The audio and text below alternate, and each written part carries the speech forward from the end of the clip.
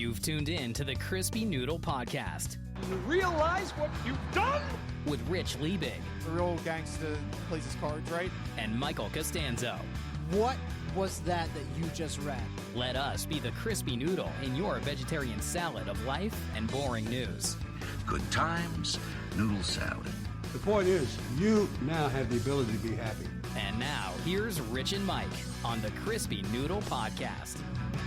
Woo! Yeah, how you guys doing? What's up, everybody? It is time for this week's episode of the Crispy Noodle Podcast. Let us be the Crispy Noodle in your vegetarian salad of life and boring news. We've got sports, we've got entertainment, we've got odd news, all coming your way on this week's episode. A lot to discuss, especially in the world of sports. We had 2 championships be awarded. We've got a preview for another major championship, and then a major news story in sports. So we got a chunk full of sports coming your way, and then of course entertainment. We've got some updates as well as video game news coming your way. So make sure you stick around for the whole show. Lots to throw at you.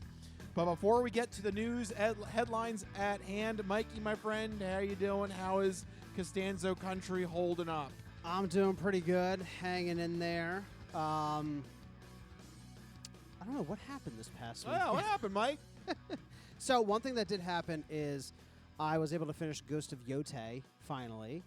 So that was my big entertainment thing, freeing up time to now move on to other video games. Ghost of Yōtei was really good. What's your review of it? Yeah, so I loved the first game in the series, Ghost of Tsushima. I think that overall, Ghost of Tsushima was a little bit stronger than Ghost of Yōtei. My biggest, not issue, because I still basically, I almost 100%ed the game because all of the side activities were fun and like I felt like I wanted to and needed to do them. But one of my biggest, I guess, gripes with it was that the pacing of these open world games sometimes is like really strange. So the premise of the game is you're hunting down the Yōtei 6, so 6 members of this gang that killed your whole family. So you're seeking those bastards. So you're seeking revenge, and then your character's like, I'm going to kill the Yōtei 6, and then I'm going to kill myself. Very dramatic, very Japanese. Very Japanese, right? So, but the issue here is that after you kill the first member, the world opens up, and it's like, go hunt down any of the other members that you want to, right? So there's no real order to go through it, which on the one hand, I'm like, I like that freedom because different players get different experiences depending on which part of the map they decide to explore, because it's kind of like segmented into different regions. My problem, though, is that the order in which I did it, I had like a major plot reveal early on because I decided to go after one character, and then I left to do 3 other regions, and that major plot point just kind of like faded into the background. Like it never happened. And then boom, it comes back in like 75-80% of the way through the game. And I'm like, oh yeah, that's right. That like major thing happened, and now this character's back again after I went away for like 50 hours. So the open world mechanic kind of does a disservice to the storytelling. Yeah, and that's my major issue with most open world games. Like if you're not like really tightly controlling it, it can sometimes feel like that. I'm trying to be vague because I don't want to add spoilers, but like there's a character that's introduced early on. If you go for the one member of the Yōtei 6, if you go the other way, you're not going to meet this character until later in the game. So it kind of makes sense that major reveal happens and then that character's in the rest of it. But the way that I played it is the other way around. This character got introduced early, and then I went and I did like 2 whole other sections of this it's a 5-section map. Imagine that. So I did like 40% of the game, and then this character comes back into the picture. So it felt kind of weird there. Yeah, sometimes the open world game mechanic isn't as free as people like to believe that it is. Yeah. A lot of people think like, oh, open world, you can do whatever you want. The story can do whatever it wants. But sometimes it can't. Yeah, if you're not controlling it well. You know what game I think does a good job of it is Spider-Man.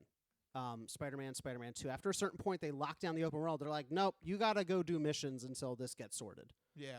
And I kind of like that way of doing it because, like, you can do, it's like, oh, are you ready? And then you're like, yeah, I'm ready. And then it's like, cool, it's balls to the wall for the next X number of story missions until you see it through. Whereas this game, it was like up until the very final mission, I could go do paintings, I could go do haiku, I could go cut bamboo. And it just, like, the pacing felt very odd at times. Other than that, the combat was great, the story was great, the visuals, the music, everything was really fantastic. It was just that pacing made it really awkward at times. Yeah. That's my big gripe. Other than that, it's like a solid 8.5 out of 10, like high 8s.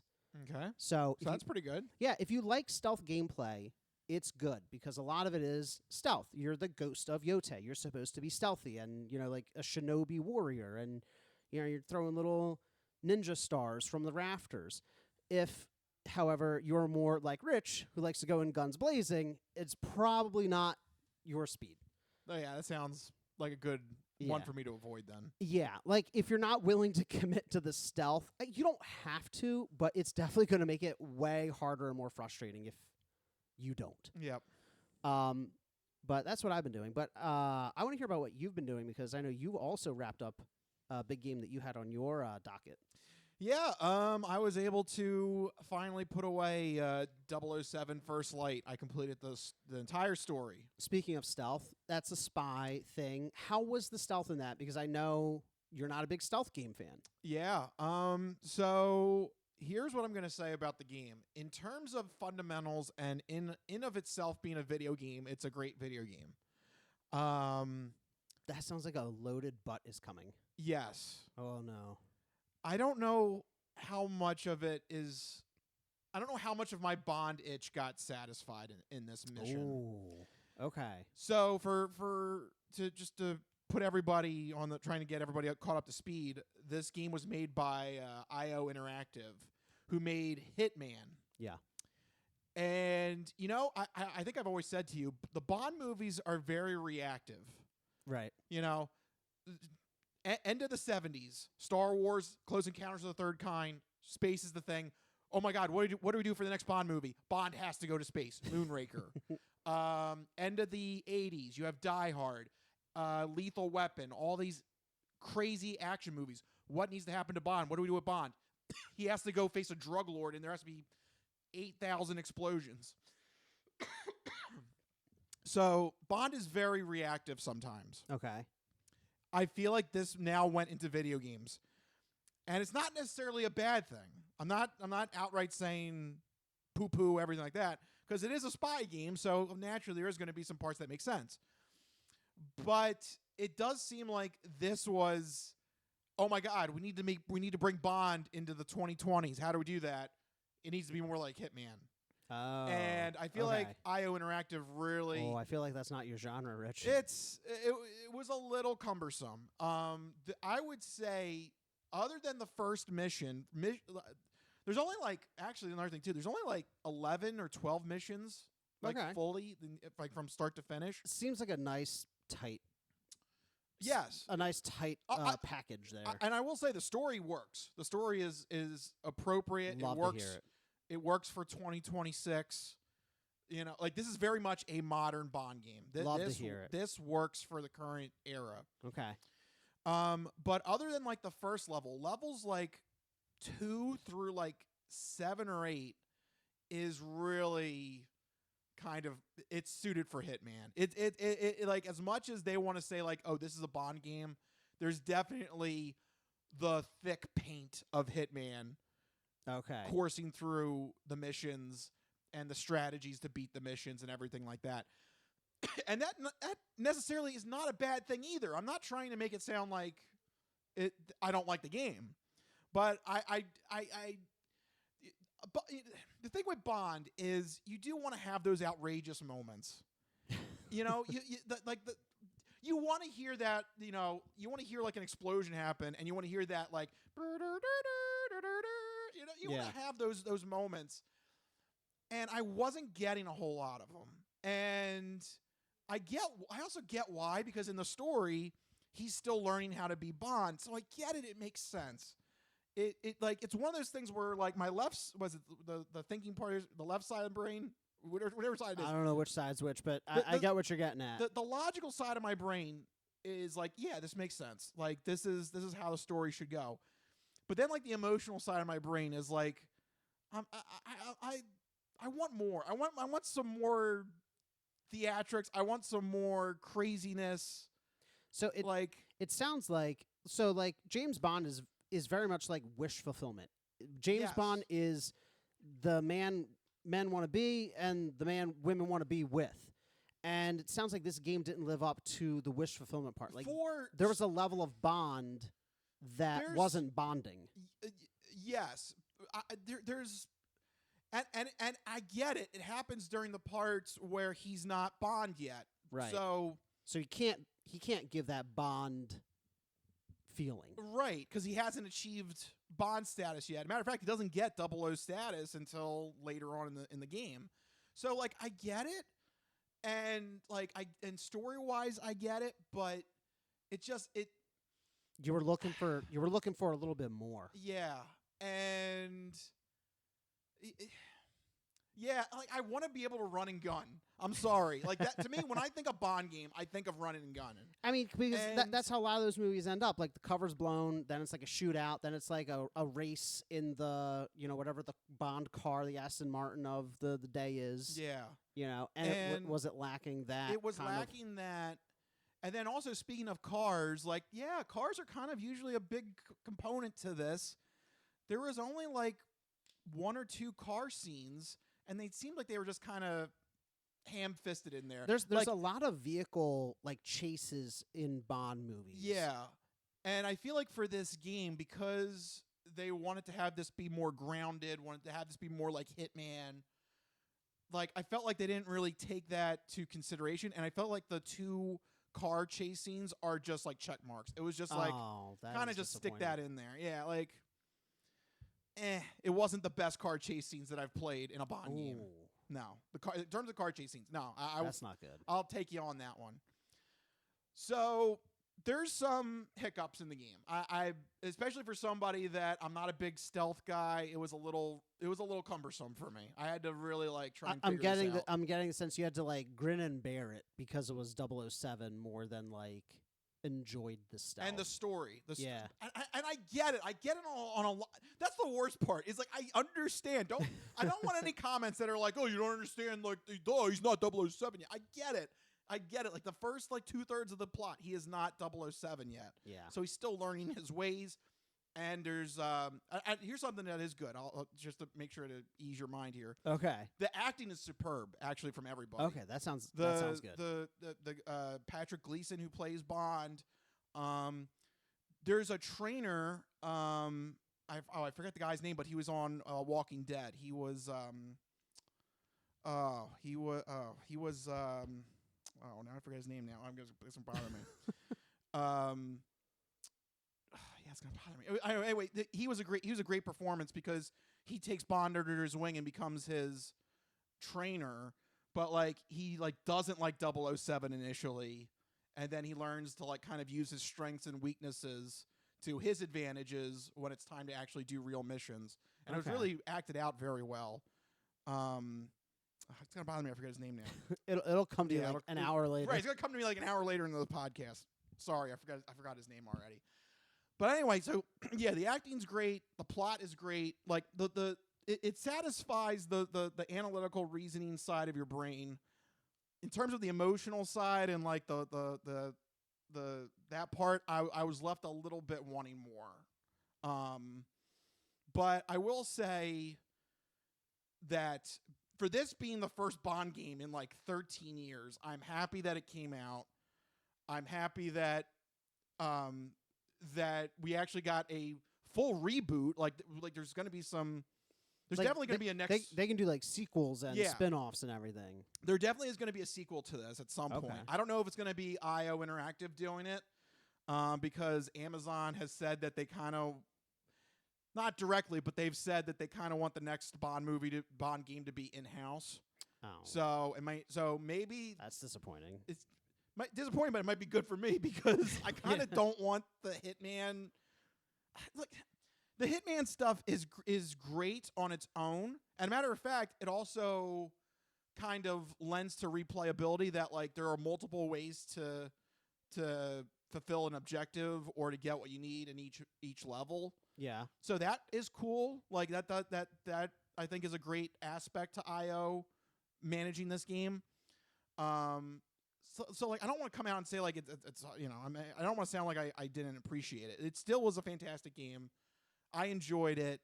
I don't know if I can put it up there in terms of like my favorite Bond games. Like if you had to put a gun, if you put a gun to my head and tell me what the 3 best Bond games are, I don't know if it makes the top 3. Wow. But it was still fun. I'm glad Bond is back in video game form. It's been far too long. I don't understand how it took this long for there to be a Bond game to finally come back.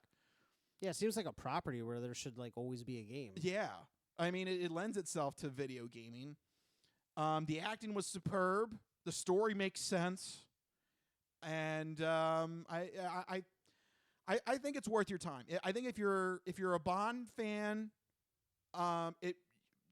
if you're a Bond fan, well, first of all, if you're a Bond fan, you're gonna like all the references and everything, and you'll know where everything falls into place.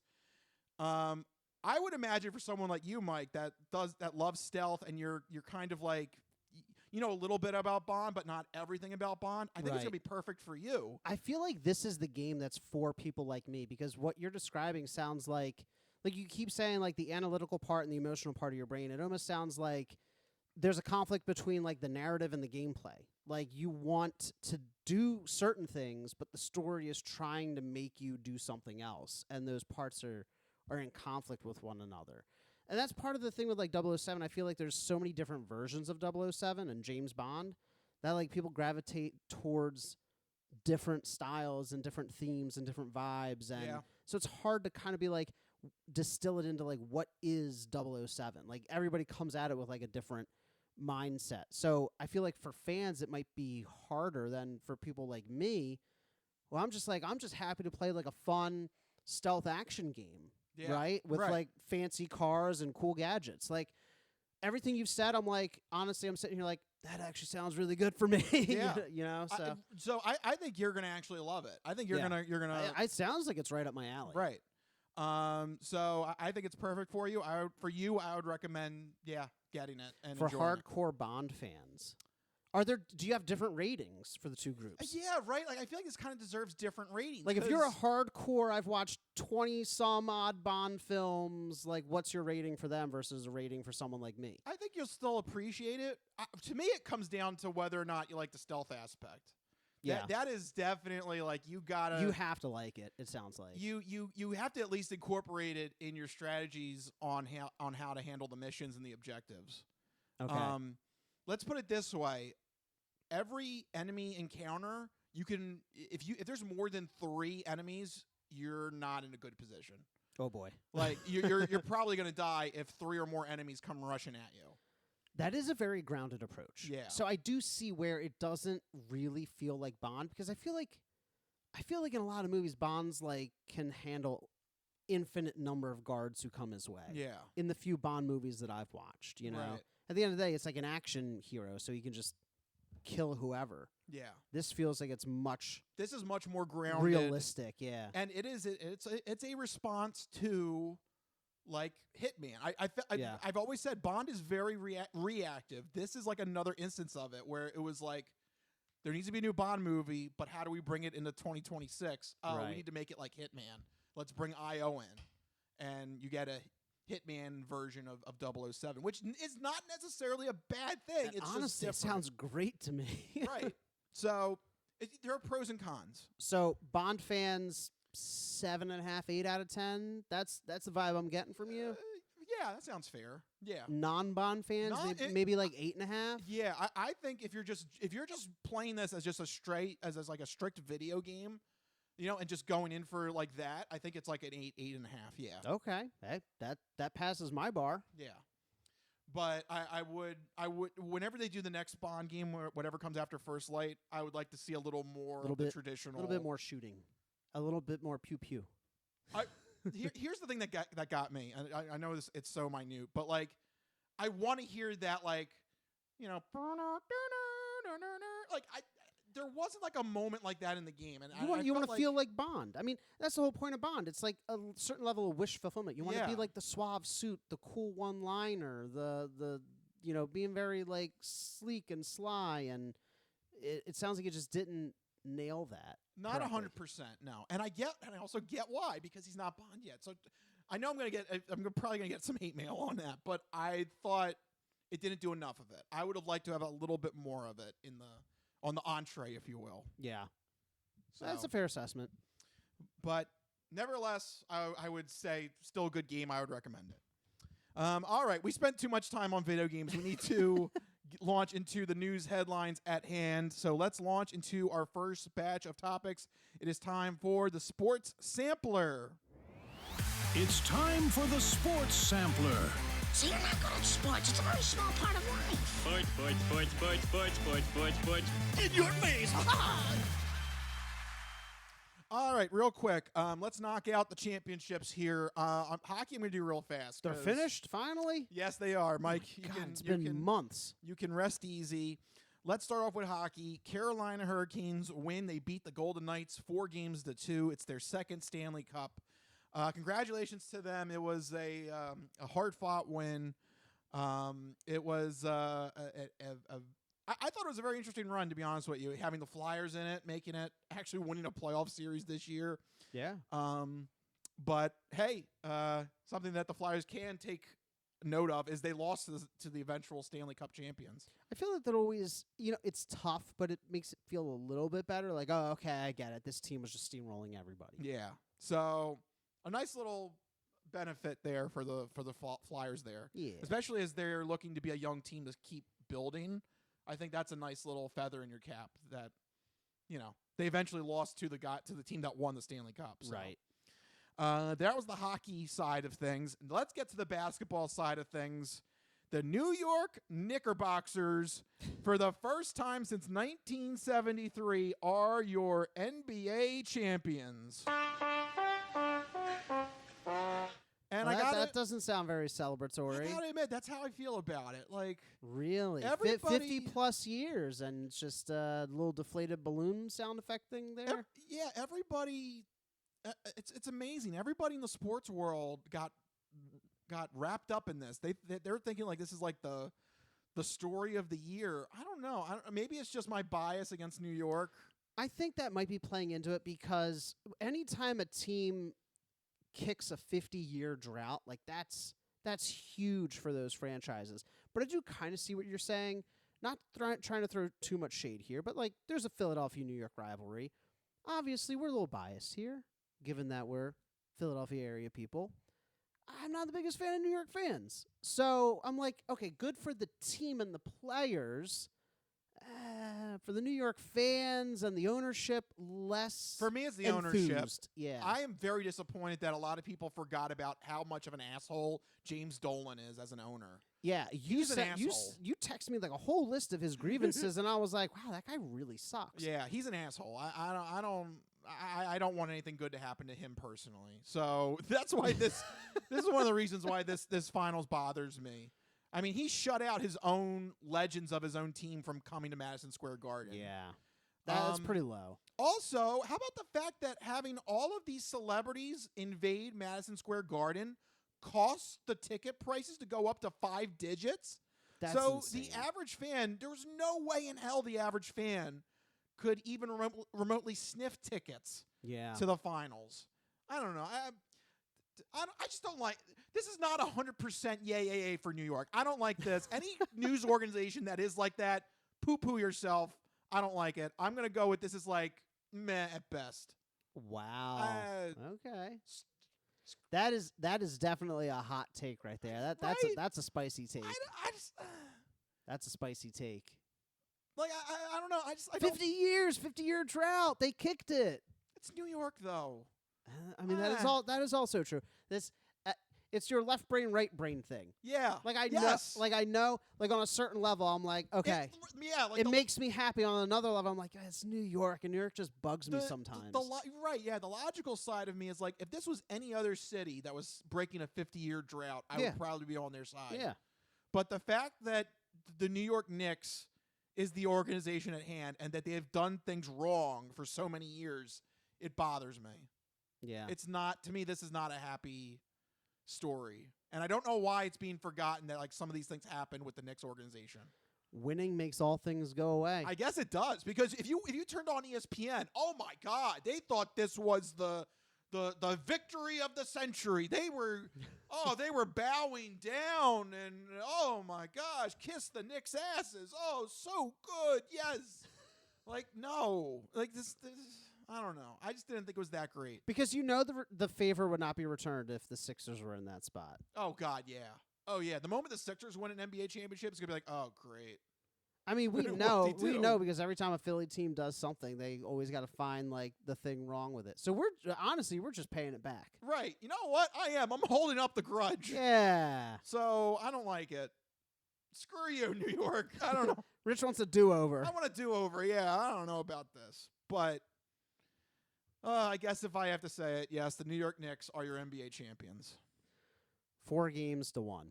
Go Jalen Brunson. I liked his story. I thought from that was Villanova, a good story. right? Yep, Nova's story. There you go. That's a good story. I like him. That's our connection. But the whole James Dolan, go screw yourself. No, I don't like that. He ran out on the court with the little trophy, like he did it. All right. He personally did it. Okay, whoop-de-doo. Go find another lawyer to bully. Anyway, let's move on to other news. Well, this might also get your blood pumping because we have an update from the Brendan Sorsby saga from last week. Texas Tech quarterback Brendan Sorsby has been really through the ringer the past 2 weeks. So from last week, he was found to be betting on games that he was part of. The original story was, he was gambling on all sorts of college football stuff, including the games that he was involved in. It was taken to court. The judge from the town. He was originally going to be suspended this whole year. Oh, that's right. He was going to be suspended. The original ruling from the NCAA was he was going to be suspended this year. And then the ruling came out for the injunction, and the judge that also happened to be from the same town as Texas Tech lifted the ban by formally giving them an injunction. Yeah, lifted the ban, gave him a 2-game suspension, and then would make it so they couldn't even appeal. The NCAA couldn't appeal until after the season concludes. Yeah. Well, the conference, the Big 12 conference that Texas Tech is part of, retaliated by filing a federal lawsuit seeking judgment and injunctive relief from the previous court decision over his gambling.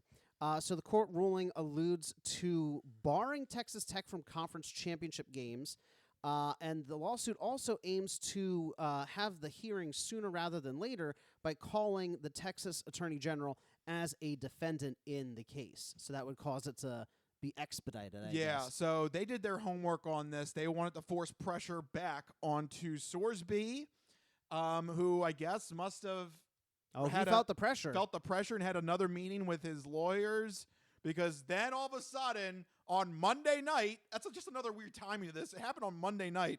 It was revealed that Sorsby will now formally enter the 2026 NFL Supplemental Draft. Oh, good for you.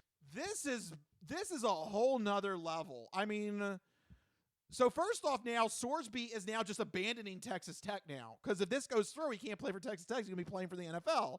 So he's now just saying goodbye to college football. So he's thanks, just like, peace out. I'm done. Thanks, Texas Tech. Thanks for nothing. So right there, I don't like this dude. He's just abandoning his loyalties here. So now the NFL has to make a decision as to whether or not they're going to have the supplemental draft and whether or not Sorsby is going to be eligible for that supplemental draft. And then, is any NFL team going to be willing to risk draft capital to actually go out of their way to pick up Brendan Sorsby? Because the supplemental draft is a little bit different than the regular draft, because obviously it's all players that didn't qualify for the NFL draft back in April. Right. So what happens is you are allowed to use a future pick in an auction, in like a silent auction system, to pick one of these players that weren't available in this year's draft. So that means the teams are going to come out, and if they are interested in Sorsby, they have to risk a draft pick in 2027, which is already being viewed as like one of the best draft classes. Very highly coveted draft class coming out, and they have to risk it if they want to try and get Brendan Sorsby. And that's in addition to the fact that he has this history of gambling addiction now in his past. You know how I know the initial judge was wrong? Because he's like, oh, he's dealing with something. He's trying to make it right. He's, seeking treatment. It's going to damage his career. This is the action of somebody who refuses to take accountability for what they did. I mean, he's literally tucking tail and running. From the college football, yep. He's like, I'm just, and like, on the one hand, I'm like, okay, he clearly wants to protect his potential future livelihood. On the other hand, this is him just avoiding responsibility. You can't reward. Yeah, he avoids all punishment. If a right. team takes him, he avoids all punishment. He avoids all punishment. You can't reward somebody avoiding their responsibility, because if he's going to do it at the college level, guess what he's going to do when he signs a contract for a couple $1 million? You think he's magically not going to do it at the professional level? If it really is an addiction and he's faced no responsibility, he's taken no accountability, he's just going to be like, yeah, you know what? I don't need to gamble anymore. I want to know. Come on. I want to know what team. See, here's the thing with this. This is when you really get into the nitty-gritty of this. Think about like the logical process that goes before you make a decision like this. It's like, if you want this player, you have to risk future draft capital, but then you have to outsmart the other teams. How high are you willing to go? Yes. And then on the Sorsby side, I think he must know that at least one NFL team is interested in him. You don't make a move like this without knowing where you stand with the 32 NFL teams. Yeah. Oh, yeah. His agent is like, I've heard from X, Y, and Z. There is at least one team that is willing to waste draft capital to go after him, which he'll get picked blows up. my mind. He'll get picked up. That It's got to be a bad franchise. You're looking at like Browns, Jets kind of territory. That blows my mind, because it used to be, if any player was caught in any sort of gambling, especially on their own team, yeah, that used to be a instant blacklist. That used to be like yeah. so long, like you ain't Yep. playing anymore. Like, Yep. And the fact that this kid is getting multiple chances and now could play in the NFL in 2026 blows my mind. Because all it takes is one team. He just needs one team to spend future draft capital, and he's in. Well, how about the Philadelphia Eagles? I don't think so. I really don't think so. There was a rumor online that Howie Roseman would be willing to spend a second-round pick that would be insanity. And I know there's probably a non-insignificant number of Jalen Hurts haters out there that are like, Brendan Sorsby could be the answer. I think this is some cockamamie BS that was cooked up to try and, smoke and mirrors things. I don't think this is real. No, knowing everything I know about Howie Roseman and this organization, this is a big red flag. There's no. The Eagles prioritize high character, or they try to prioritize high character individuals, and it doesn't sound like this kid is one of them. He's avoiding responsibility. It doesn't get any less high character than that, right? Yeah, I'm almost 95% sure. I'm like 90. I'm 99% sure this is a fake story. A second round pick is also pretty high. No, 100. I'm 100%. No, this is 100% BS. A second round pick is too much. Do we even know where he was projected to go if he were to enter the draft in 2027? I was hearing day 2. Second or third round. I read that if he had nothing wrong with him, if he went into the draft as a normal player, he probably would have been the end of the first round, beginning of the second round. Okay, but that would have been without the gambling stuff. Right. Which is a huge issue, because if you spend a late first, early second round pick, you're expecting that player to contribute almost immediately or soon thereafter. You know who can't contribute? Somebody who gets caught gambling at the professional level. That's who can't contribute. This whole story frustrates me because he's not facing any kind of responsibility. He's just skating on through. It's a huge disservice to this kid. And teams are going to be taking a huge risk. And I, for one, don't want the Eagles to take that risk. Yeah, I don't think the Eagles are doing so. I don't know where that rumor came from, but I'm extremely confident that's fake. I can't believe that from Howie. Yeah, it doesn't sound right. This would be a move the Jets would make, the Browns would make. Yeah. Teams that are desperate for a franchise quarterback. Jets, and they Browns, Raiders, Cardinals. Yeah. Yeah, I would believe that from them. The Eagles, quote-unquote no. poverty franchises, not an organization like the Eagles. Well, not just poverty, just they haven't had a decent quarterback. They haven't had a franchise quarterback in forever. Yeah. Watch us eat our words when it's announced that Brendan Sorsby has been drafted by the Philadelphia Eagles. Could you imagine the calls on WIP? Oh, my God. WIP will light up on fire. Look like a Christmas tree. Yeah, we're going to have a riot here in Philadelphia. So don't do it. Don't do it, Howie. No, I highly doubt that. No. But and certainly not for a second-round pick. That would be way too much. That seems too high for such a... It's a risky move. Yeah. One, this kid hasn't played out his full college career. No. So you don't really... you're missing a whole year of statistics and tape and how he handles himself. It's also just so it's just so slimy, the decisions that were made going up to this. Between the fact that they found the judge, let's take it back to last week. Between the fact they found a judge that resided in Texas Tech's hometown. Yeah. Between the fact that they did this weird BS compromise of a 2-game suspension instead of all the season in 2026. Between the fact that now they came up with this grand plan, this grand backup plan of, you know what, screw Texas Tech, let's just go into the NFL. Like, this kid, Sorsby, and his team are just screwing over anybody that they can. It's very selfish. So very, that very Sorsby selfish. can play any football in 2026. It just bothers me from start to finish, and I don't know why you would want to have somebody like this on your roster. It's not the Eagles. There's no way this is happening. It's very selfish of him, and that is not the Eagles. Welcome to Cleveland. Welcome to yeah, because they could use another unproven quarterback. Why not? Why you not? got Deshaun Watson in there. They're going with the keep throwing darts at the dartboard and see where they stick method. Hence, Deshaun Watson. There you go. Perfect 1-to-1 comparison. There you go. one guy fondled the masseuses. The one guy gambled. There you go. Perfect.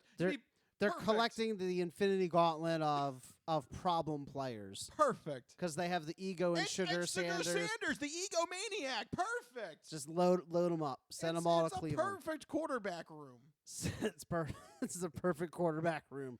Totally high-functioning, normal, level-headed individuals. Dear God. What is happening in Cleveland? That's probably what's going to happen. That'd be the craziest quarterback room. Or the Cardinals. Just on a random side note, did you hear that Jacoby Brissett might be he's holding out. He might be holding out. Well, he knows the Cardinals are desperate. They don't have another option. Here comes Brendan Sorsby. That would be the funniest thing. What if the Cardinals draft him and they're like, "You're the starter," like immediately, and Jacoby Brissett's just like, "Are you kidding me? Are you kidding me? Really? All you got to do is just pay me like $2 million more a year." Right, exactly. Like, please, I'm just asking for a little bit more. Come on, cut him some slack. That would be the most Jacoby Brissett thing to happen to Jacoby Brissett. It's a shame because he's like a decent journeyman quarterback, but he never has gotten he's done a little bit everywhere. He's never gotten like a decent midpoint payday. Right. You know, an extra $1 million. What else are you gonna do, Cardinals? Listen, Brendan Sorsby. God. All right, yeah, Mr. Brissett, we don't need you anymore. Here comes Brendan Sorsby. That'd be the funniest thing, though. Dear God. And also, Mike, I know you'll be happy to hear this. This is just another way that the NFL got free press. Before this story happened, there was no way there was going to be football news this week. There was no football news, no. And then all of a sudden, Sorsby just decided to inject himself into the NFL. Blew it up. All this news happened in like a span of like maybe 18 hours. Yeah, between Monday and Tuesday. Yeah, it was like the span of like 20 hours. Yeah, all this happened. Dear God. Somebody stop this kid, Sorsby. Well, you know what can bring a stop to this that and can lower our blood pressure is talking about some good old-fashioned calm golf. I don't know. Golf should have music. This isn't the Masters. It No, doesn't it's have not the music. Masters. No, if it was the Masters, then that would be perfect because that would have the relaxing Masters music. But this is maybe just as relaxing. It's the U.S. Open, right? Yep, the U.S. Open is this weekend, and you can bet on the fact that I'm going to be watching. I love the 4 major tournaments, and the U.S. Open traditionally is the toughest. So I cannot wait to see the golfers get frustrated. The U.S. Open is the one that you usually see the highest scores, which is bad. Right. Yeah. Right. It's one of those things. Again, you got to address that with your mind. Yeah. High score is bad. So anyway, yeah. So traditionally, U.S. Open is they choose more difficult courses for the U.S. Open. They really try and test the professional golfers and their skills. So this is the one that you will see higher scores. You will see more mistakes made. It's usually just the difficulty gets cranked up a little bit. Okay. So that's why the U.S. Open is fun and is considered to be one of the premier major events in the golf calendar year. In terms of the odds, because that is what a lot of people love to do, is they love to bet on this weekend. We have world number 1 Scotty Scheffler as the favorite. He is at 9-2, which, by the way, Scotty Scheffler, this is the major that he's missing for his career Grand Slam. Oh. So if he could pull off a win here, we would have another Grand Slam victory for a golfer. Wow. So something to keep an eye out for with the world number 1. Then we've got Rory McIlroy coming off fresh off his back-to-back Masters win. He's at 9-1. John Rahm at 12-1. Xander Schauffele at 18-1. Cameron Young at 19-1. Tommy Fleetwood Mac 22-1. Matt Fitzpatrick 22-1. Ludwig Adberg at 26-1. Brooks Koepka making a return. He was injured this year, so it is great to see him come back. We haven't heard that name. You're right. Yep, he was injured to start off this year, but he is looking to participate, and he's on track. So he's going to be at this one. Brooks Koepka at 32-1. And then his favorite partner, Bryson DeChambeau, 33-1. I love even on the odds leaderboards, they can't separate them apart. They just hate each other so much. For those that don't know, Brooks Koepka and Bryson DeChambeau hate each other. It's hilarious. Look it up if you get bored, or look at a previous episode that we've talked about. They have a beef. It's great. Oh my God, they should pair them together. They should. Just, you know what? Screw it. I feel like every time that they're both at the same event, they should be forced to play together. It just happens to break out that way. Sorry. Why not? It keeps things entertaining. We didn't do anything. We pulled the names out of a hat. Sorry. It's just random. Totally random. Wink, wink. Yeah, and then at that point on, then it falls off to 40-1 and further on. Something to keep in mind, though, like I mentioned, because the U.S. Open is traditionally the toughest, or they kind of aim for the toughest courses in the U.S. Open selection. Right. 2 out of the last 3 U.S. Open champions have been long shots. So this might be the one if you're looking for, those 100-1, 200-1 prospects. This might be the one that you lay $1 on and see if it pays off. Really? Because these are usually the more difficult courses that they select for the U.S. Open. I have the stat here that, here you go. In 2023, Wyndham Clark won. He was at 100-1 in 2023. Wow. And then last year, the defending champion this year is J.J. Spawn. He was 150-1 to win, and he won. So wow, this might be the one if just you're looking. Just a single dollar. You could place. Well, I mean, you'd have to hit, but you could place like a single dollar bet on like 10 or 15 golfers down at the bottom of the range. Yeah. And if just one of them hit, boom. Right. You're off to the races. So you've always said about talking about trying this strategy out. This might be the one that you try it out on. Because $20, $1 on each of the bottom 20 golfers. Right, the long shots. Yeah. So this might be the one you might want to try that strategy out with. Quick $200 right there. Get somebody who's 200-1. Let's do it. Well, I guess I'd be spending $20. Right, so you'd be up. Still be up 180. I'll take it. So Hey, listen, I'll take it. Let's do it after the show. You're gonna hook me up. I want a lottery single picks. a $1 bet on 20 different golfers. All right, yeah, we'll come up with a plan. Let's do it. So that is my synopsis and preview of the U.S. Open. I can't wait. It's the third major of the year because we just came off of the PGA Championship in May, and of course the Masters in April. So, I love the major tournament events, and I love this one as well because this is the one where golfers can F up. So they'll have a little bit more challenges, a little more difficulty in navigating the terrain. Okay.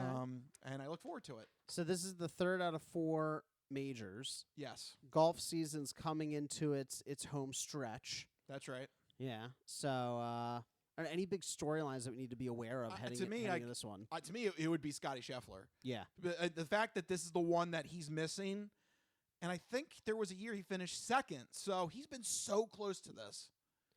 So that would be pretty big. Not many have completed career Grand Slams, right? It's rare. Yeah. So to have this would be 2 in 2 years if this happens. This would be extremely lightning striking twice. Crazy. Some of these golfers are really, really impressive. So, and Scotty Scheffler, as you said, is the favorite going into this at 9-2. So it could happen. This might be something to keep an eye out for. See history twice in 1 year.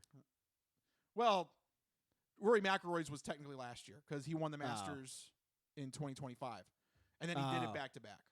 Okay. Well, it was still something historic. That's actually too historic. To be fair, that's actually historic on its own right to be back-to-back Masters champion. Right. The point is a lot of history being made. Correct. In a very short span of time. Correct. So it's a good time for golf. Exactly. There's some really good golfers out there right now. Exactly. That's what I'm trying to get at. Thank you. Yeah. All right. So there you go. That's what I'll be doing this weekend. The U.S. Open to calm my nerves after all this crazy Sorsby crap and New York Knicks winning and Carolina, good on you winning the Stanley Cup. There you go. What a way to summarize this first half of the show. There you go. All right, we need to take a break, but don't go anywhere. We still got the entertainment entree and then the non-fortune cookie odd news all coming your way after the break. We'll be right back. This is the Crispy Noodle Podcast. Stay tuned.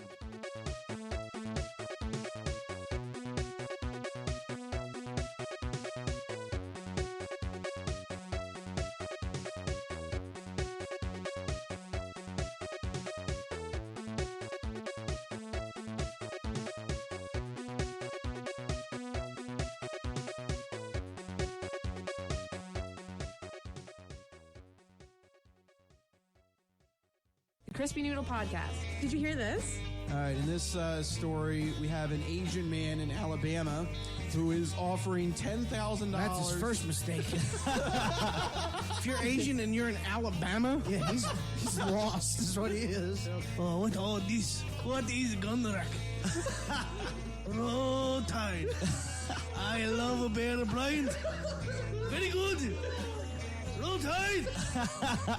The Asian man in Alabama is offering $10,000 to anyone. That's 4 billion yen. $10,000 or 4 billion yen to anyone who can set him up on a date that leads to a relationship that lasts at least 6 months. 29-year-old Ren Lu Yu. Just give it to the broad. She'll take you. Yeah. Tell her some payment plans. You win. $10,000 is 6 months. What is that going to do? You just get that $10,000, go get the finest hookers you want and bang her out, and then you're good. Like, what is 6 months got to do? Chinese dude buying $10,000 hookers. You know what $10,000 can buy you in hookers in Alabama? They're gonna buy you like a hooker farm. They're like, he's winning. If he doesn't like teeth, he can get it for 10 cents. Oh, he said like a bargain deal. I gotta hear more about these hooker farms. Yeah, right? We know more about He's a hooker farm. It's good. Are they naturally raised? Grass-fed. Best sucky for $42. They come from bonsai tree. When he's banging, he goes, Osado esiodo kamote yadeyo. That's from the Karate Kid. Yeah. Daisa, come here. Mr. Miyagi, crane kicking. No, hooker farm, come here. Banzai, Daniel-san! Banzai! He walks in. What kind of hooker can I get? Choose. Wax on or wax off? Up, down! In, out, in. Ooh, that feels good. Daniel-san, remember when I told you paint the fence? And then sand the floor. You're the best story. Never gonna keep down. Check out thecrispynoodle.com.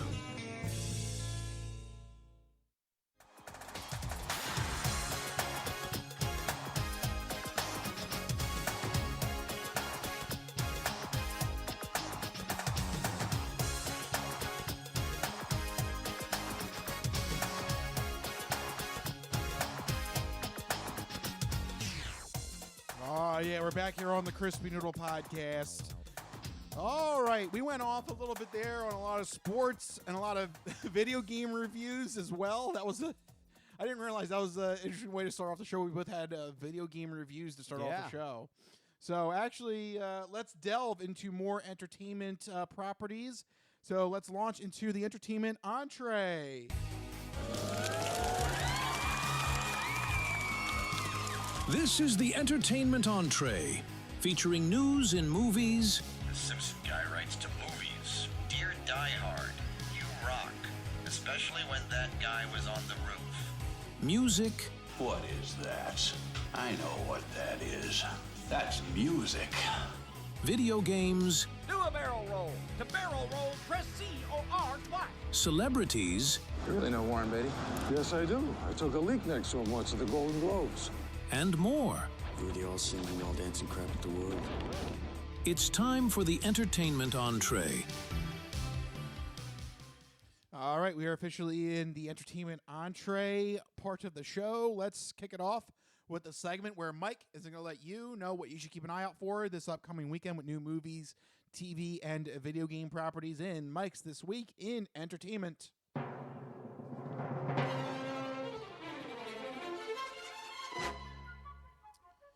All right, Mikey, what do you got for the people? All right, well, in movies, it's a big one this week. Toy Story 5 comes to theaters. You know this one. It's the fifth movie in Disney Pixar's famous animated film series. This time we find the gang of toys facing off against a new tablet toy. I think it's called the Lily Pad, that threatens to change playtime forever, causing somewhat of an existential crisis for the quote-unquote traditional toys. Early reviews are trending mostly favorable, with it scoring in the 7 out of 10 range. But for longtime fans and millennials who grew up with the franchise, this story is essentially a midlife crisis. So it should land plenty hard enough to get those waterworks going that Pixar and Toy Story are so well known for. So I'm definitely going to be checking it out. I recommend others do as well. But if you're not into animated family films, Death of Robin Hood might be more your speed. Hugh Jackman produces and stars in this unique take on an older Robin Hood who is grappling with his past life of crime and murder. Reviews are generally above average, with the film scoring a 73% on Rotten Tomatoes with an average score of 6.8 out of 10. So again, if you're not into the whole family-friendly animated film, check out Death of Robin Hood. But either way, two good movies this week. And in television, HBO's House of the Dragon Season 3 premieres this Sunday on HBO and HBO Max. This season picks up where the previous one left off, on the eve of an all-out civil war in House Targaryen, as they rally their dragons and dragon riders to fight in the legendary event in the lore known as the Dance of Dragons.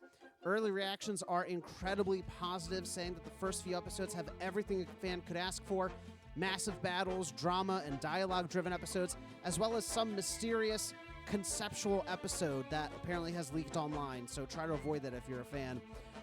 So I'm trying to avoid all spoilers, trying to go into it with fresh eyes. I'm really looking forward to it. Go check out House of the Dragon Season 3 this week as well. And that's what we're looking forward to this week in entertainment.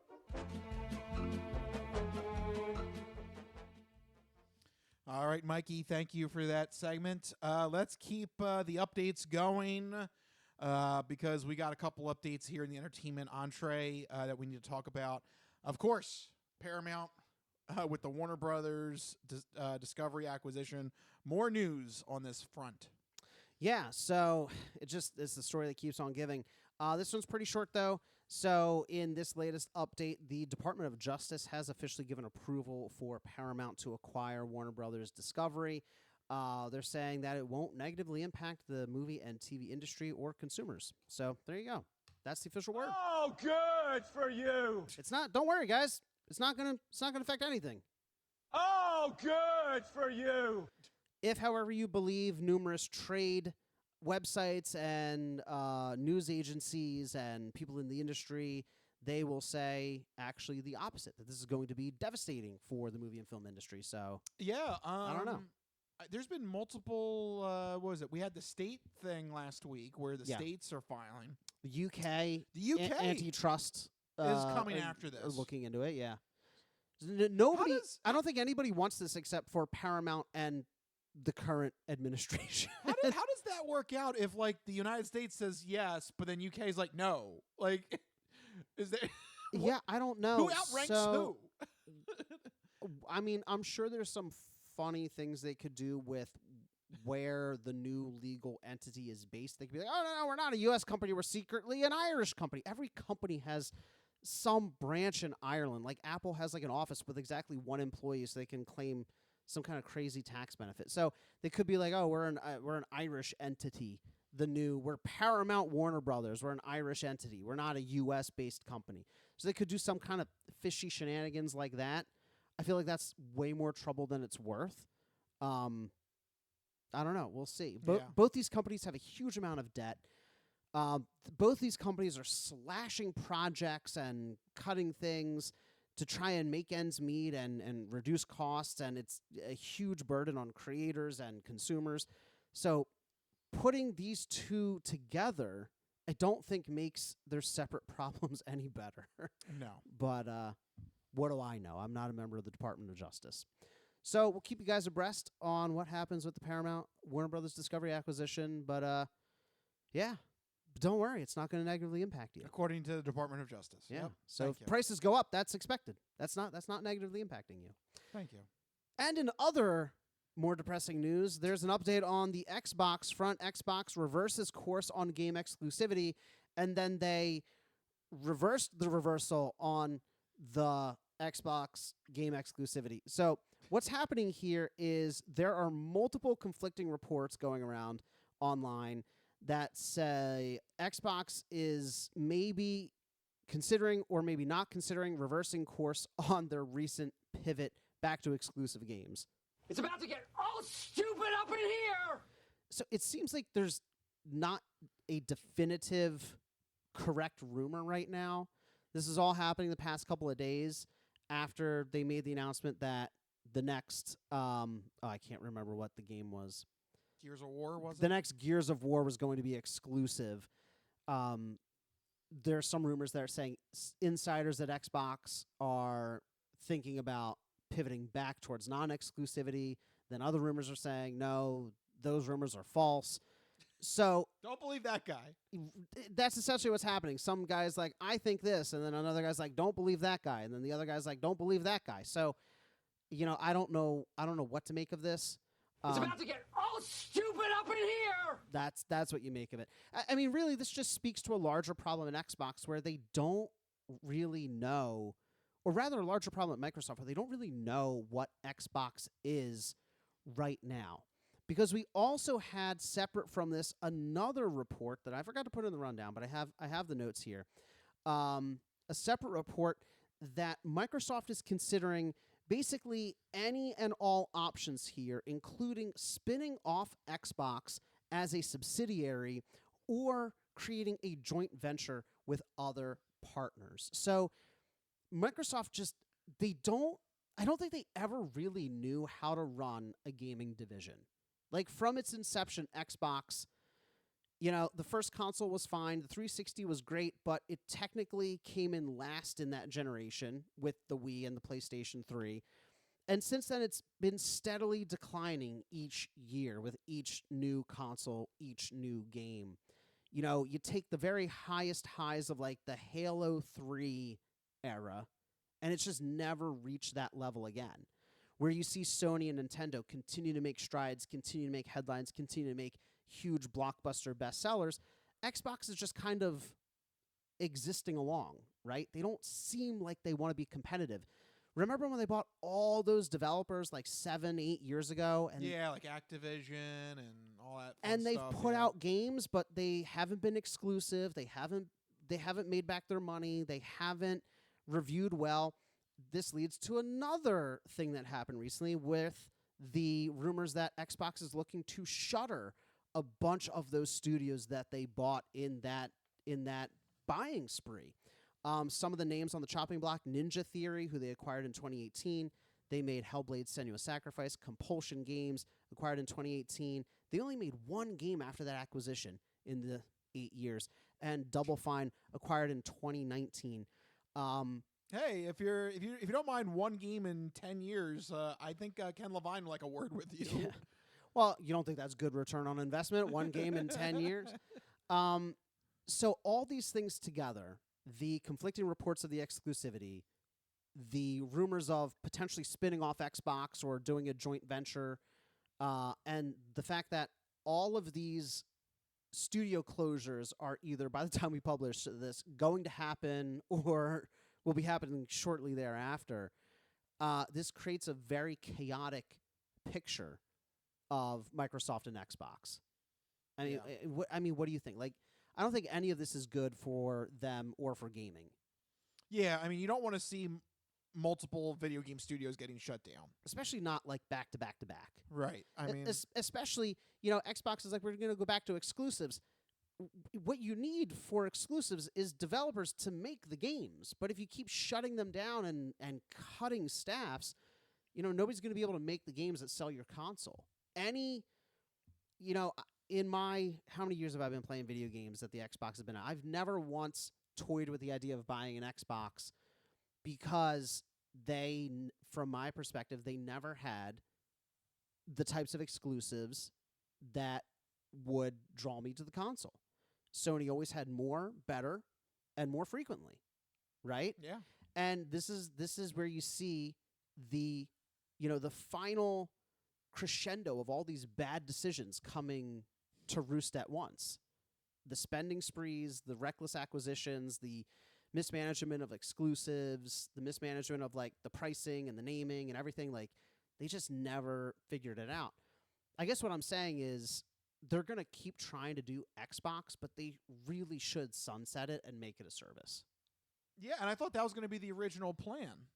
But now they're pivoting back, maybe. I don't know. Which rumor do you believe? Or maybe they found a buyer. Maybe they found somebody to take maybe Microsoft found somebody to take Xbox off of their hands. So one rumor that I did see in correlation to the subsidiary thing is that they might partner with, like, you can like Windows on like Lenovo and Windows on Dell.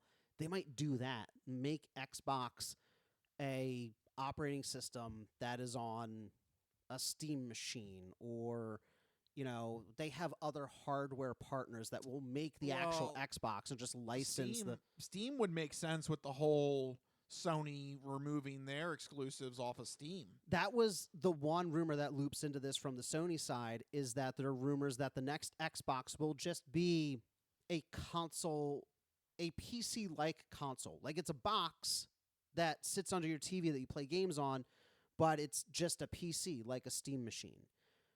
Which, as weird as it sounds, that would be the one thing that would convince me to buy whatever this next iteration is. Because there's lots of PC games that I would love to play, but as you can see, I have a Mac. I chose to walk that road. So yes, you did. I can't play those PC games, but if there was a box under my TV that didn't cost $1,500 to $1,800 to build a gaming PC that I would need to play those games, then I would play them at my TV. So that's like the one scenario that I could see where they might be able to sway me.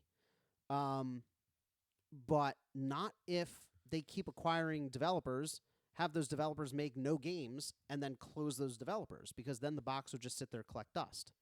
I mean, unless you go back to Steam. Unless you go back to Steam. Steam has a huge library of games. Is is that ridiculous, though? Like, I mean, in this hypothetical scenario, to buy an Xbox PC thing and then just only play Steam games, you know?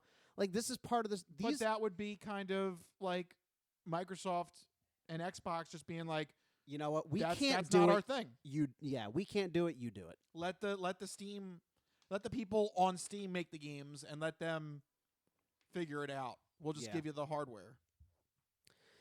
Yeah, I just really, last week and this week just really highlights just how misguided and confusing Microsoft and Xbox are approaching this. If they made it a service, I think that it'd be a slam dunk, but I feel like they mismanaged it so much at this point that it's... I wonder if they've got somebody. To me, it really... I would believe it. You think that all these things are pointing to, like, shutting all the studios down? Maybe they're trying to shed weight for, like, an investor or something? Right. To me, these are the moves you make trying to, like, show off, like, sustainability, showing off profitability. Like, these are the moves you make to kind of increase your stock price. That's not a bad angle to take. So do you think spinning off Xbox or just selling the branding outright to another company, or like some kind of joint venture, like, now Dell is going to make Xboxes? Yeah, either some sort of joint venture or some sort of just pure spinoff. Wow. I just have the tea leaves that I'm seeing. It looks like something like that. So the future of Xbox is going to, in your view, be completely different than how we know it now under Microsoft. That could be a good thing for games, though. Right now, it's a bad thing for games. But I think if Xbox can separate from Microsoft, I think it might be better for them. So let me put it to you another way. The Xbox status quo can't remain. Yeah. They're going to lose. They're going to lose the Sony Microsoft this generation, next generation. Microsoft doesn't know what they have or what to do with the Xbox brand. Especially competing against Sony and Nintendo. Yeah. They Sony and Nintendo are so entrenched. And as gamers continue to develop their digital libraries, I'm not going to give up my digital library to jump to Xbox. The days of jumping consoles are over. It's just a matter of if I'm going to buy another box. You get what I'm saying? Yeah. Like, think about how many digital games you have. Would you ever consider, like, I'm not going to get the PlayStation 6? You'd be drunk.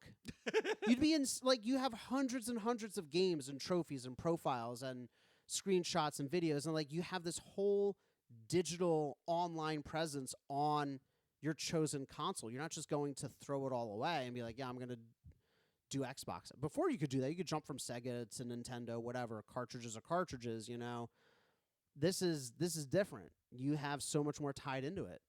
Yeah. I would see this as more of some sort of spin-off to a subsidiary or selling to a whole nother group. I'd be into that because, like I said, I don't think Microsoft knows what they're doing. Can't last for Microsoft. It can't last. They're trying to sell people a box who don't want to buy the box.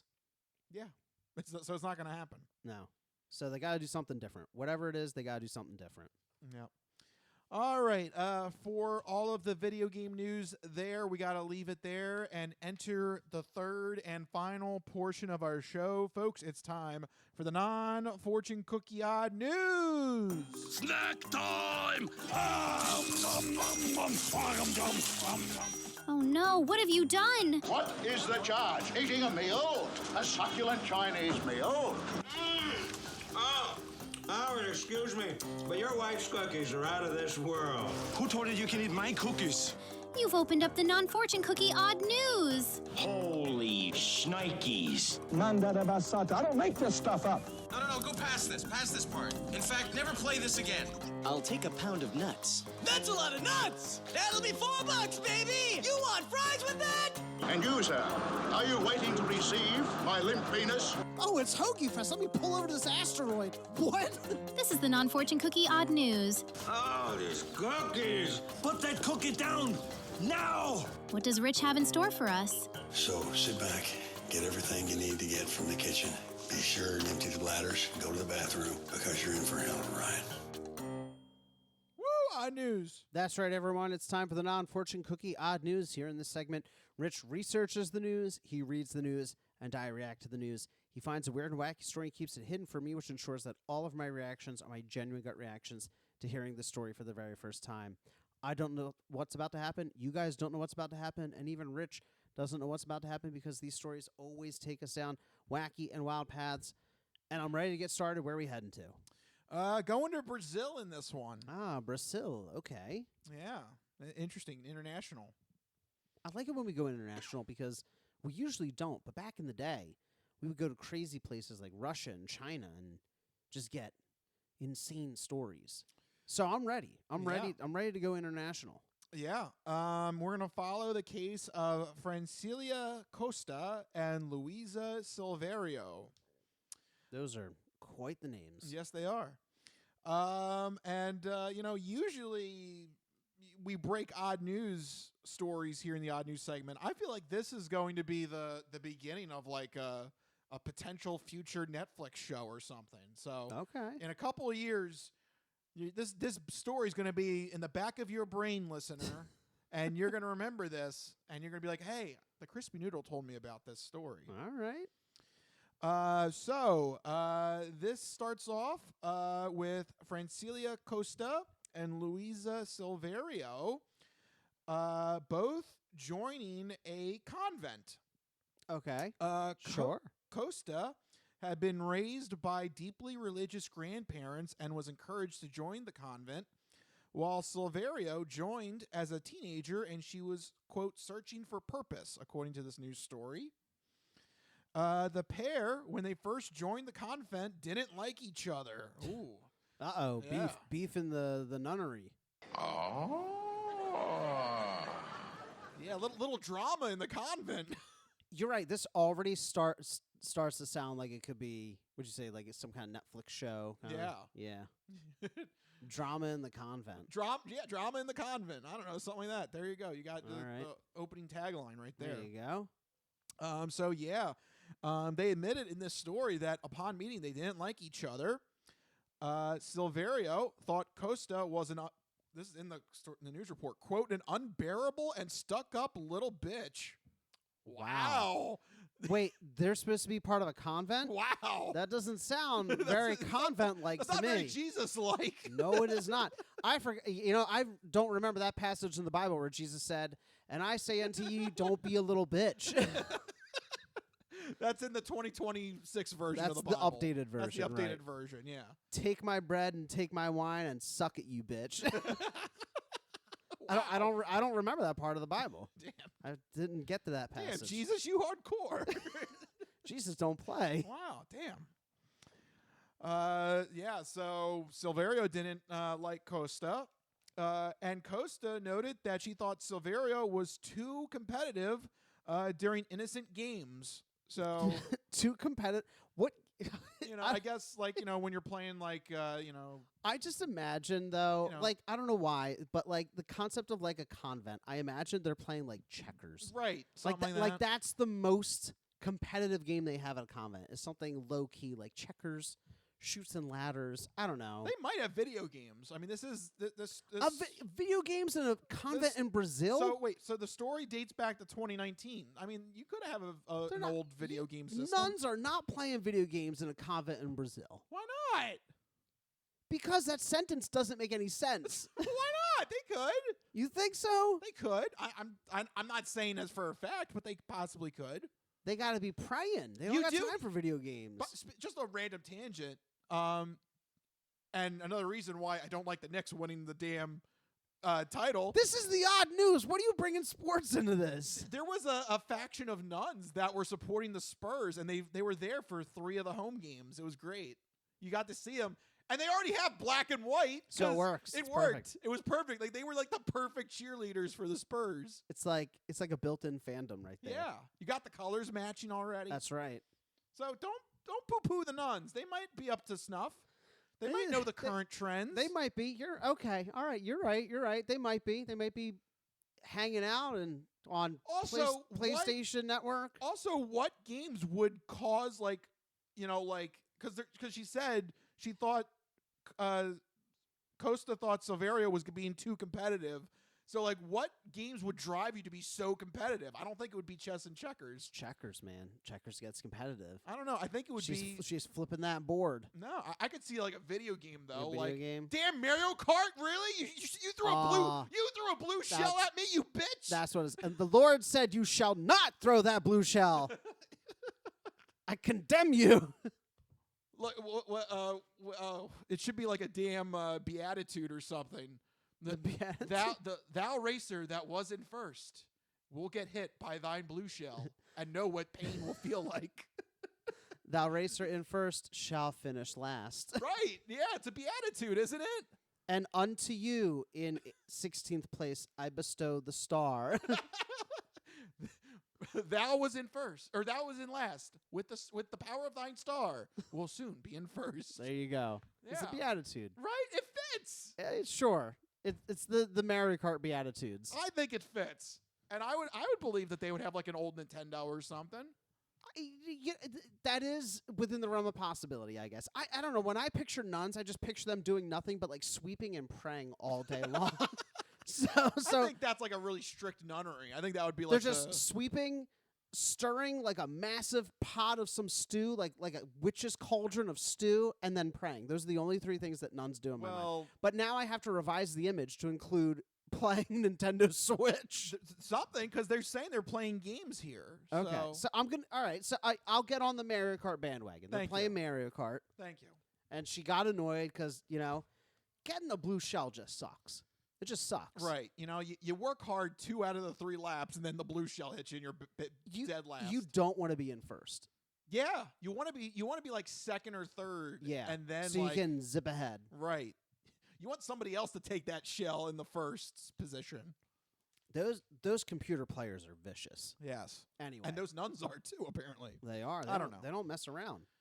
So anyway, that was their first instinct when they met each other. This Silverio and Costa initially didn't like each other. One calling him a bitch, and the other one just, I don't like the way you're playing the games. So there you go. So button heads immediately. This is like some kind of like dramedy. Yeah, right. Definitely. But over time, their hangout led to them becoming close friends. So that's nice. Okay, they have a little nice. arc. They have a little character arc here. Yeah.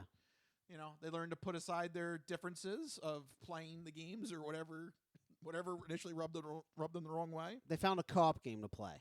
Oh, that would be sweet. Nice, yeah. That would actually be like a testament to video games. They're so frustrated in America. They played a way out. Yeah, no, that's what it is. Like, I hate Mario Kart. We always fight over it. Oh, what other games? They're like, you probably don't know it. I played this game. It was kind of dumb. You might not like it. It's called A Way Out. Wait, A Way Out? I played that game too. Wait, we should play together. Yeah! 2 enemies become best friends. Yeah. Oh. That would be nice. I like it. I dig it. Yeah. They could do it. They could pull it off. So, yes, the pair became close friends. So that's nice. They made up. They have a nice character arc here. So, yeah. I feel like it's not going to end on a happy note, though. So, after the COVID pandemic, so now we're entering like 2021, 2022 wow. here. This is like a lifelong story. Yeah, it's a couple years at this point. Oh, wow. Yep. Okay. Costa started experiencing panic attacks. That's sad. That's not good. Yep. And she began to question whether life in the convent was actually well for her well-being. Oh, no. At the same time, Silverio suddenly had the sudden death of her grandmother and suffered from depression. So, oh, geez, they're going through it. Yep. Again, this is like a Netflix story. This is like, yeah. They have a bonded shared trauma. Yeah. Yeah. You had the false high. This is the dark night of the soul. And that means that we're heading into the climax right now. So what happens? Yeah. I'm invested. This is like episode 7 of a 10-episode season. I got to know what happens. I can't stop now. Give it 4 or 5 years. I'm telling you, this is going to be a Netflix show at some point. They turn to a life of crime. So here we go. They're both going through some mental health issues here, and they both questioned their vocation. And that was when, independently of those two, they both decided that the convent was not good for their mental health, and they both left at the same time. Oh, no. But yeah, it's just funny that kind of happened around the same time, and it was for two different reasons. Yeah. Right? Yeah, just it really does. Right? It seems like a Netflix story here. And they were separated. Now they have to come back together. It's almost like a split screen. You could have like a split screen happen. And like the same thing happen. This is episode 8 where they spend alone by themselves, and they realize like, oh man, what am I going to do without Costa Verde or whatever her name is? Costa and Silverio. Costa and Silverio. What am I going to do without the other one? Yeah. They're sad. They're alone now. They both left. Yep. So they both went out into the world away from the convent after all this happened to their mental health, and they were able to find help. So that's good. They were able to seek help for their mental health here. However, that was when independently they both realized that they could not afford to live alone. Okay. As it turned out, they realized that they were both on their own, and they decided to become roommates. Okay. This is like partway through episode 9. They're like realizing things have to change. We got to get back together. Got to get the band back together. Yep.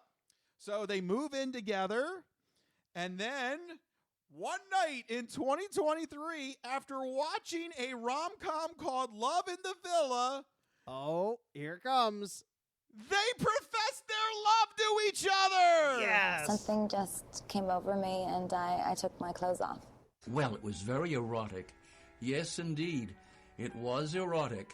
Episode 10, season finale, season 2, coming March 2028. Yep. They both admitted to their feelings. Oh, love it. And I'm sold. Yep, and this past month, they officially got married! Yeah! All right. Well, it was very erotic. Yes, indeed. It was erotic. Yes! That was a whole freaking journey. That was a story right there. Yep. I'm pumped about this. This is great. This isn't odd news. This is like, that's awesome. As a result, they decided to use their experiences to share on social media. Oh, this is definitely going to become a show. They've shared their experiences of faith, sexuality, and life after the convent, and they are happily married.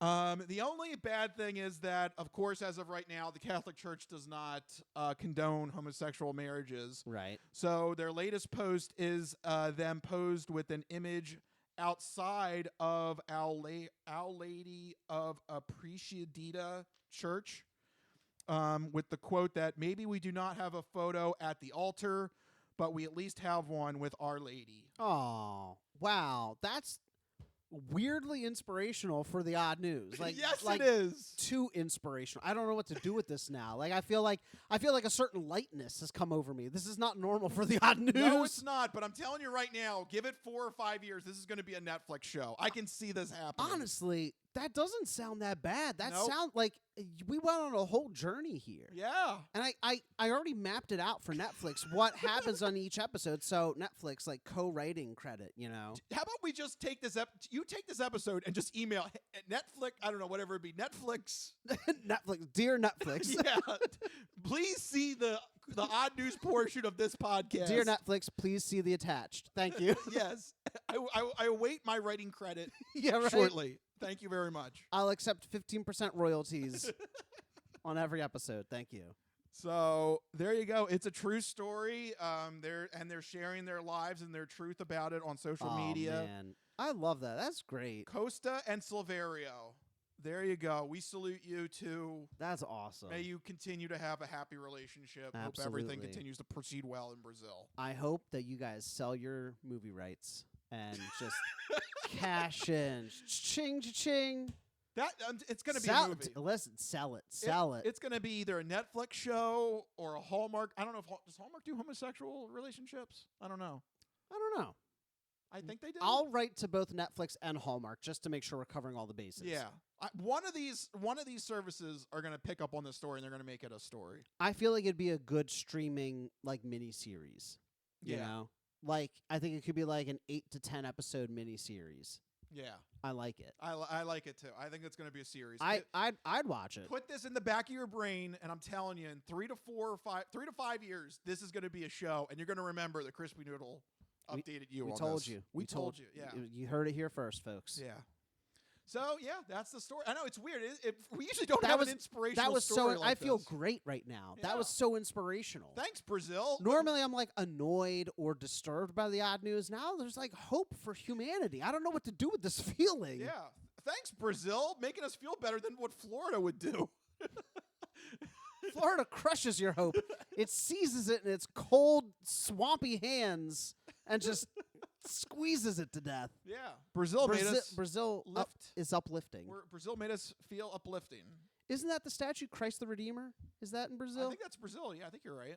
Yeah. It's all about inspiration down there. Yeah. Look at that. Yeah, Amazing. perfect. So there you go. And yeah, what a story. It's going to, I'm telling you, give it a couple years. That's going to be some sort of I media. would legitimately, the way that you frame that narrative, I would watch that. Yep, I'm telling you. It's a couple 3 to 5 years. It's going to be either Netflix or some other streaming service. Guarantee you. Yep. So there you go. Yeah, I know. A change of pace there for an odd news story. Yeah, usually you're upset or angry or something stupid or... I like this uplifting feeling. That was great. Yeah. That was a good one. Thanks, Brazil. Yeah. But yeah, don't get too comforted because that's definitely a 1 in 100 odd Oh, news yeah. story. No, next week is going to be like some Florida man like jizzes on a donut and tries to sell it. Oh my God, or Mike. something. I don't know. Damn. That's what the odd news has done to me. That was pretty vulgar. All right. Anyway, well, that's our sign to end the show. Yeah, that is a good sign. I think we need to wrap it up.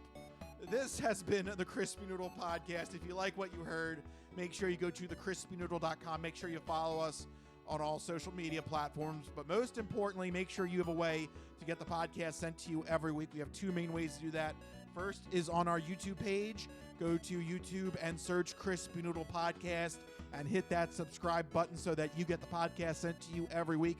Second main way is on Spotify. We put the video podcast up on Spotify, and you can watch us there. But you can also listen to us as an audio-only podcast on Spotify.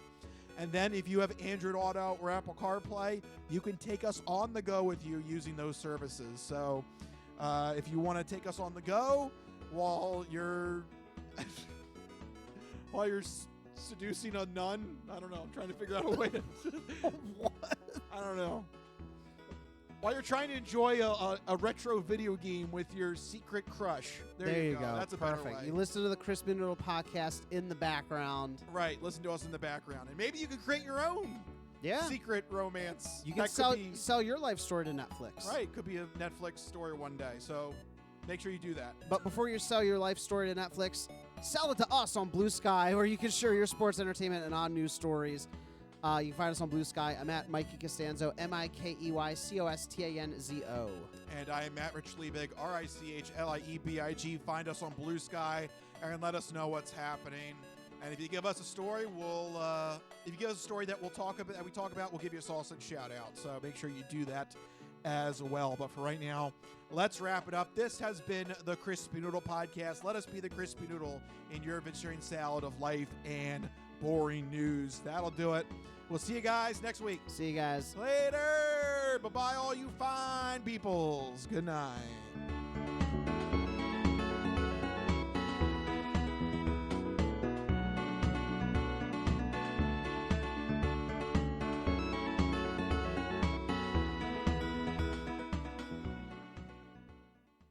Some of us have great stories, pretty stories that take place at lakes with boats and friends and noodle salad. A lot of people, that's their story. Good times, noodle salad.